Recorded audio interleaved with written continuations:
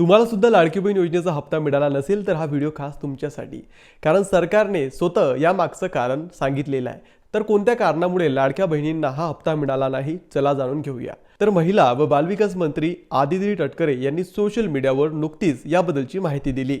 Aditi Tatkare social मीडियावर असं म्हणतात की मुख्यमंत्री माझी लाडकी बहीण योजनेअंतर्गत पात्र ठरलेल्या सर्व अर्जाची ओळख पटवण्यासाठी महिला व बालविकास विभागाने शासनाच्या सर्व विभागांकडून माहिती मागवली होती। त्यानुसार माहिती व तंत्रज्ञान विभागाने सुमारे 26.34 लाख लाभार्थी अपात्र असताना देखील लाडकी बहीण योजनेचा लाभ घेत असल्याची माहिती सादर केली। यात काही लाभार्थी एकापेक्षा जास्त योजनांचा लाभ घेत असल्याचे, काही कुटुंबांमध्ये 2 पेक्षा जास्त लाभार्थी असल्याचे, तर काही ठिकाणी पुरुषांनी अर्ज केल्याच्या बाबी निदर्शनास आल्या आहेत।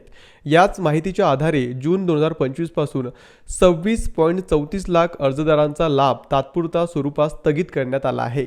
या व्यतिरिक्त पात्र असलेल्या सुमारे 2.25 कोटी पात्र लाडकी बहीण योजनेच्या लाभार्थ्यांना जून 2025 महिन्याचा सन्मान निधी वितरित करण्यात आला आहे। तात्पुरत्या स्वरूपात लाभ स्थगित केलेल्या 26.34 लाख लाभार्थ्यांची माहितीची संबंधित जिल्हा अधिकाऱ्याकडून शहानिशा करून त्यापैकी जे लाभार्थी पात्र ठरतील त्यांचा लाभ शासनातर्फे पुन्हा सुरू करण्यात येईल, अशी माहिती शासनाने दिली आहे। आता तुम्हाला लाडकी बहीण योजनेचा लाभ का मिळाला नाही याच्याबद्दलची माहिती तुम्हाला मिळाली असेल, त्यामुळे आता जास्तीत जास्त लाडक्या बहिणींपर्यंत ही महत्त्वाची अपडेट शेअर करायला विसरू नका।